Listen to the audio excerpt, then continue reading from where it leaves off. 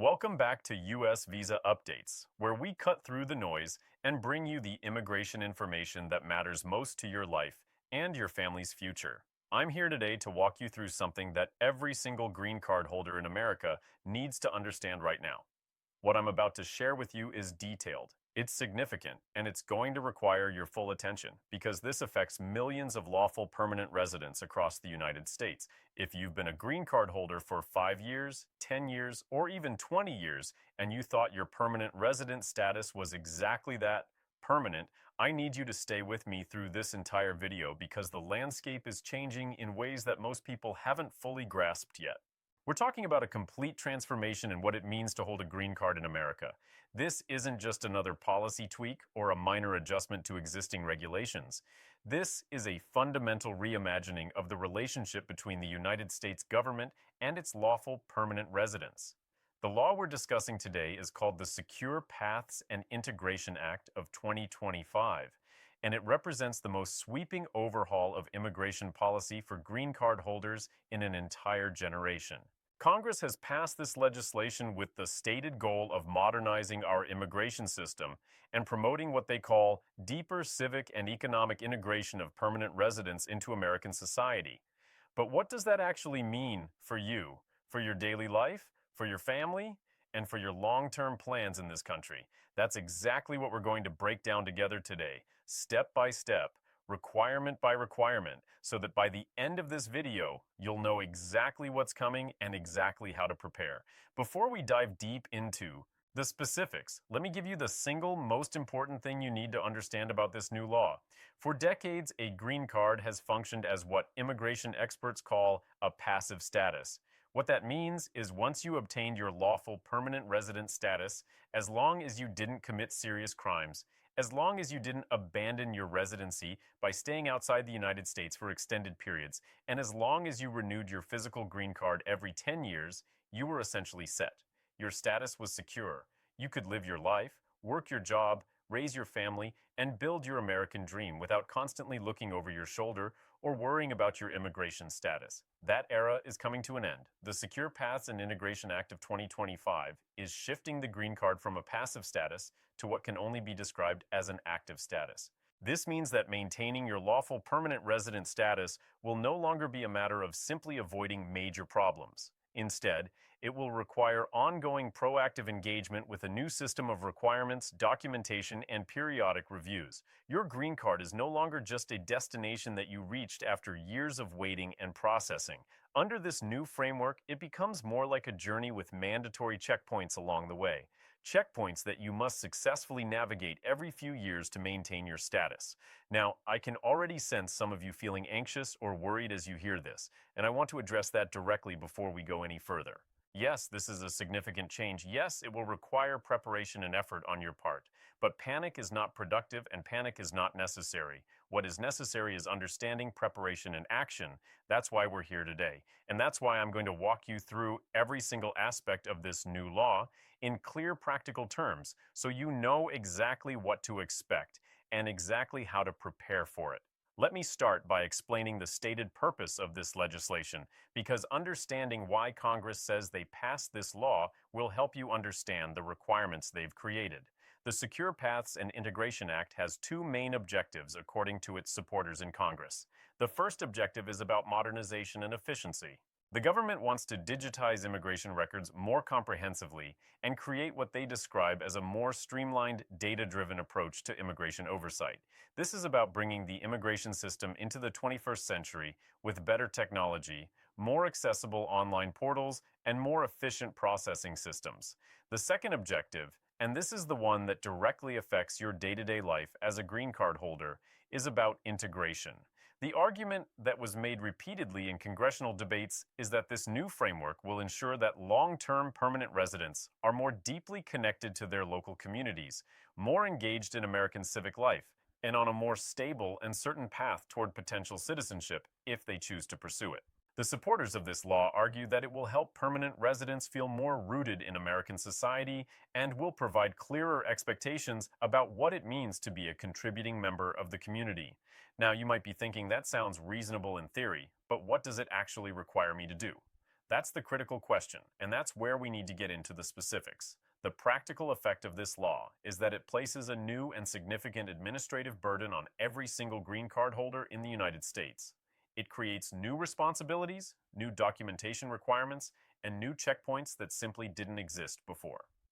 The centerpiece of this entire law is something called the Continuous Status Review, which you'll often hear abbreviated as CSR. This is the mechanism through which all of these new requirements will be enforced, and it's essential that you understand exactly how it works.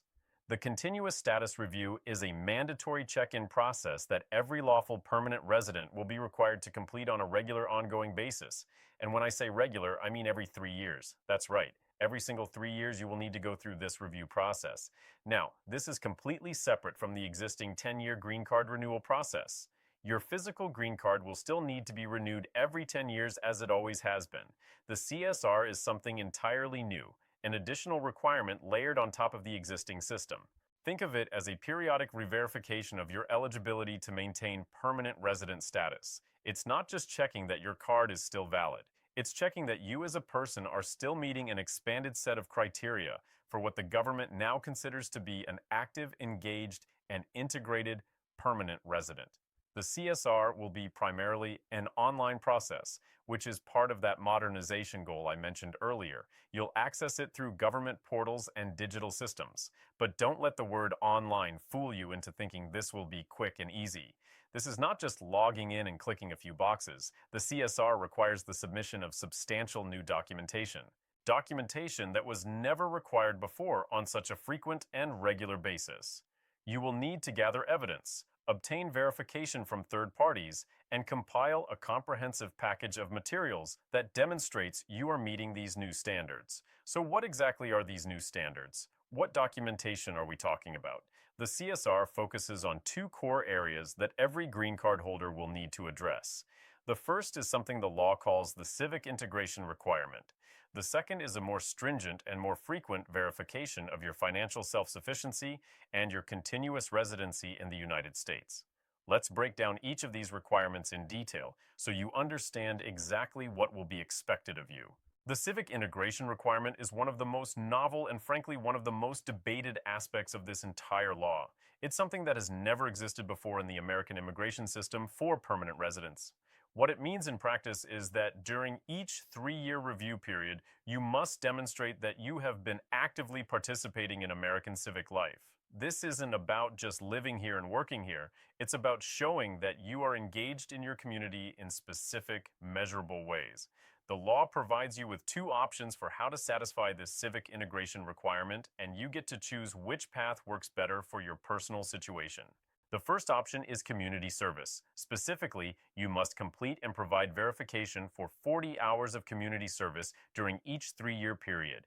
This service must be performed at a registered nonprofit organization, a public school, or a government-recognized community entity. When you break it down, 40 hours over 3 years works out to an average of just over 13 hours per year, or about 1 hour per month. The government's reasoning is that this is a manageable commitment that encourages permanent residents to give back to their communities and build deeper connections where they live. The second option is to complete a new government-certified American Civics and Governance course. This will not be the simple civics test that people take when they naturalize. This will be a more comprehensive educational program covering the United States Constitution, the structure of American government at the federal, state, and local levels, and the rights and responsibilities of both citizens and permanent residents. These courses will be offered online and at various educational institutions around the country. Upon successful completion, you receive an official certificate that you then submit as part of your continuous status review application. Now, what's the government's stated rationale for requiring either community service or a civics course? According to supporters of this law, the goal is to move beyond what they see as the outdated concept of permanent residency being just about physical presence in the country. They want to foster what they call a sense of belonging and shared responsibility among long-term residents. The idea is that by getting involved in local communities through volunteer work, or by gaining a deeper understanding of American government and civic institutions through education, permanent residents will feel more connected to the country, will be better prepared for citizenship if they choose to pursue it, and will be more engaged members of their communities in the meantime. On the surface, that might sound like a reasonable goal. After all, who could argue against community involvement and civic education? But we need to be realistic about the practical challenges and potential pitfalls of implementing this requirement across millions of diverse individuals with vastly different life circumstances. Think about a single parent who's working two jobs just to make ends meet and provide for their children. For that person, finding 40 hours to volunteer, even spread out over 3 years, could be incredibly difficult, perhaps even impossible, without making serious sacrifices to their family's financial stability. Think about elderly permanent residents who may have mobility limitations or health issues. Think about individuals with disabilities who may face physical or cognitive barriers to traditional volunteer work or classroom learning. The law does include provisions for waivers in cases of hardship, disability, or other special circumstances, but the details of how those waivers will work, what documentation will be required to obtain them, and how difficult the waiver process will be, all of that remains to be seen as the regulations are written and implemented. There are also significant administrative questions that still need to be answered. Who decides which nonprofit organizations are qualified to verify community service hours? What systems will be put in place to prevent fraud or misrepresentation? Will the civics course be offered in multiple languages for permanent residents who are still working on their English proficiency? Will there be fees associated with the course, or will it be provided free of charge? These are not small details. These are questions that will determine whether this requirement functions as intended or becomes an overwhelming burden that traps well-meaning people in an impossible situation. It's a well-intentioned concept in theory, but the implementation will be absolutely critical. And that's why it's so important that everyone in the immigrant community stays informed as these regulations are developed and makes their voice heard if they see problems emerging. Now let's move to the second major component of the continuous status review, which focuses on financial self-sufficiency and continuous residency. On the surface, these might sound familiar because they've always been part of immigration law in some form. The concept of being financially self-sufficient and not becoming a public charge has existed in American immigration law for a very long time. What's different now is the level of scrutiny and the frequency with which you'll need to prove it. Currently, your financial self-sufficiency is primarily examined when you first apply for a green card. It might come up again if you're re-entering the country after an extended absence or if you're applying for citizenship. But once you have your green card and you're living in the United States, there isn't a regular scheduled check-in where you have to prove that you're still financially stable.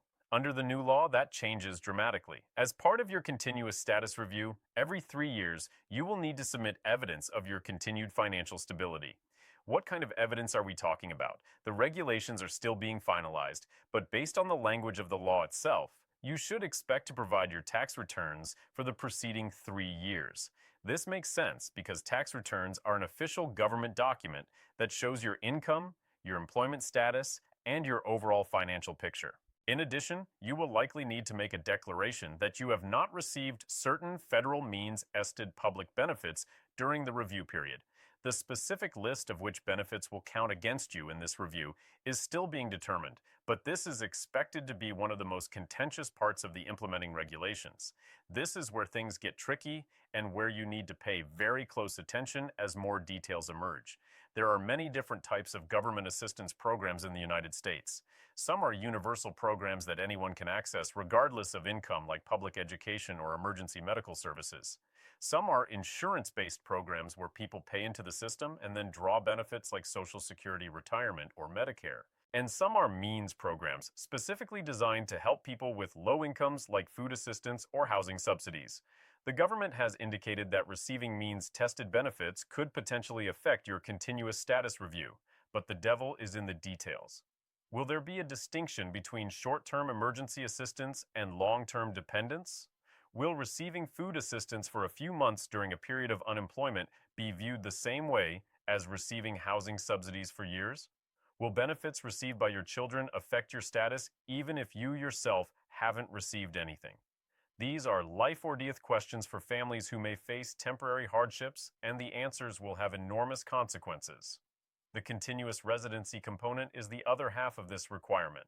The fundamental rule has always been that a green card can be considered abandoned if you spend too much time outside the United States. Generally, if you're outside the country for a continuous period of 1 year or more, or sometimes even less, If you demonstrate an intent to live elsewhere permanently, your green card can be revoked.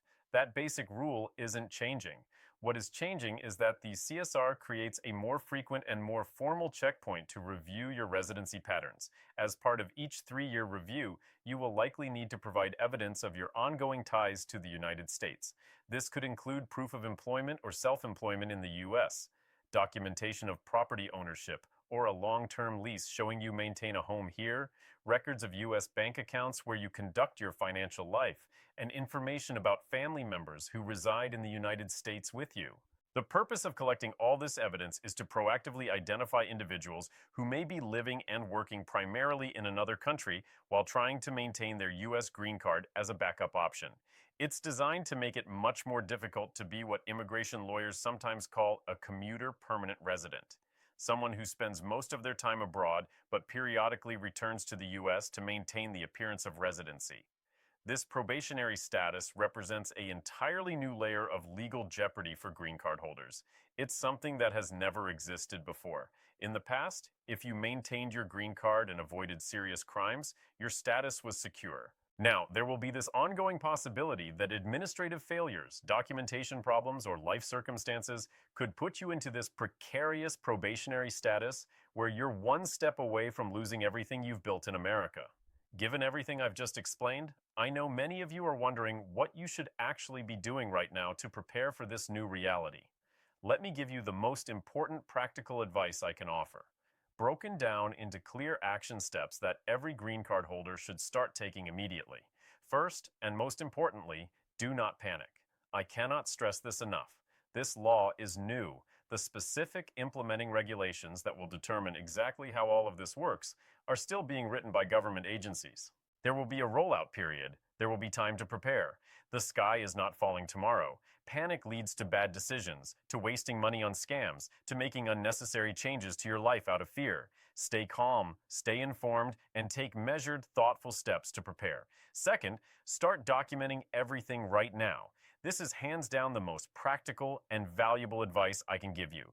Do not wait until your review period comes up in 2 or 3 years. Start building your documentation file today. If you volunteer at your child's school, at your place of worship, at a local food bank, or at any community organization, get a letter from them documenting your hours. Ask for it now while the memory is fresh and while your service is ongoing. Keep meticulous records of everything related to your employment. Save copies of pay-ubs, W-2 forms, employment contracts, and any other proof that you are working and earning income in the United States. Keep all of your tax returns and tax documents in an organized file that you can easily access when needed.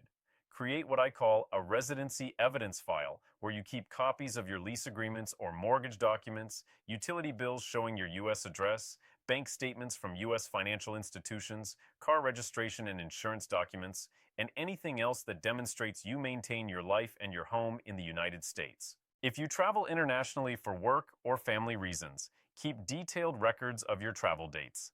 The purpose of each trip and documentation showing you always return to the U.S. When the time comes for your review, you want to have a well-organized, comprehensive package of evidence ready to go, rather than scrambling at the last minute to recreate 3 years of your life. Third, understand the timeline and stay informed through reliable sources.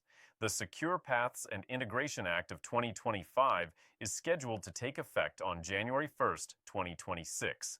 The first group of continuous status reviews will begin later that year, likely rolled out in phases based on when individuals first received their green cards. The government will announce the specific details of this phased rollout well in advance. Your job is to pay attention to official sources of information. That means checking the U.S. Citizenship and Immigration Services website regularly. That means signing up for email updates if USCIS offers them. That means watching reliable immigration news sources and YouTube channels like ours that are committed to giving you accurate, verified information. What you should not do is rely on rumors, on Facebook posts from people who don't cite their sources, on WhatsApp messages that get forwarded around with no verification, or on social media speculation. In times of change, misinformation spreads rapidly, and acting on false information can be worse than not acting at all. And fourth, for any complex personal situation, consult with a qualified immigration attorney. Everything I've shared with you today is for educational purposes. It's designed to give you a comprehensive understanding of this new law and what it means for green card holders generally. But I am not an attorney, and this is not legal advice for your specific situation. If you have unique circumstances, if you have past immigration issues, if you've received public benefits, and you're worried about how that will affect you, if you have health problems or disabilities that make the civic integration requirement difficult, if you travel frequently for work and you're concerned about the residency requirement, then you need to sit down with a qualified immigration lawyer who can review your individual case and give you advice tailored to your specific needs. A good immigration attorney can help you understand exactly how this law applies to your situation, can help you start gathering the right documentation now, can assist you with waiver applications if needed, and can represent you if you end up in probationary status or facing removal proceedings. Yes, attorneys cost money, but for something as important as your ability to remain in the United States and keep your green card, it's an investment worth making if your situation is complicated. This law fundamentally transforms what it means to be a lawful, permanent resident of the United States. It changes the green card from a relatively stable, secure status that you could maintain almost indefinitely by simply avoiding major problems into an active status that requires ongoing engagement, regular documentation, and periodic proof that you continue to meet evolving standards. It's a significant shift, and it will require adaptation from millions of people who have built their lives in America. But here's what I want you to remember as we wrap up today's deep dive. You are a valued part of the fabric of this nation. You came to the United States legally. You've followed the rules. You've built a life here. You've contributed to your communities, and you belong here. This new law, whatever its motivations and whatever its ultimate effects, presents a new set of challenges for you and your family. But challenges can be met with preparation. Knowledge is your most powerful tool. Documentation is your evidence. Action taken today will pay dividends when your review period arrives. Approach this new era of immigration policy with diligence and with seriousness, but not with fear. Fear paralyzes us. Fear makes us make bad decisions. What you need instead is clear-eyed understanding of what's required, systematic preparation to meet those requirements, and the confidence that comes from being ready. By following these new rules, by keeping good records, by staying informed, and by seeking help when you need it, you will be able to navigate this system successfully. You will be able to prove again and again that you are exactly what you've always been, a contributing, integrated, committed resident of the United States of America. I want to thank you for trusting US Visa Updates to bring you this critical information about the Secure Paths and Integration Act of 2025. I know this was a lot of information to take in, and I appreciate you staying with me through this detailed explanation. If you found this breakdown valuable, if it helped you understand what's coming and how to prepare for it, I would be incredibly grateful if you would take a moment to like this video. That simple action helps the YouTube algorithm show this information to more people who need it. Share this video with family members, friends, colleagues, and anyone else you know who has a green card and needs to understand these changes. And please, if you haven't already, subscribe to US Visa Updates and turn on notifications so you never miss our coverage of immigration news and policy changes. We're committed to being your reliable source for accurate, detailed, practical immigration information that you can use in your life. In our upcoming videos, we'll be following up on this topic with more specific guidance. We'll do a step-by-step walkthrough of the continuous status review process once the official forms and procedures are released. We'll cover strategies for documenting your civic integration and residency. And we'll also be creating content about the ultimate goal that many permanent residents are working toward: United States citizenship through naturalization. In fact, our next major video series will walk you through the entire naturalization process from start to finish, covering the application forms, the documentation requirements, the biometrics appointment, the naturalization interview, the civics test, and finally, the oath ceremony where you become a United States citizen. If you're a green cardholder who's thinking about taking that next step, you absolutely won't want to miss that series. I want to hear from you in the comments section below. What's your reaction to this new law? How do you think the civic integration requirement will affect your life or the lives of people you know?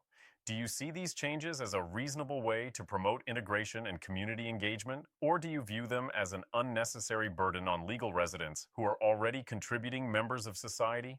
What aspects of this new system concern you the most? What questions do you still have that I can address in future videos?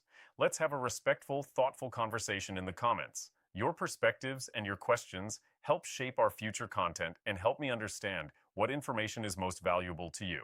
Until our next video, stay informed, stay prepared, and remember that knowledge and preparation are your best tools for navigating the changing landscape of American immigration law. This is US Visa Updates, and I'll see you in the next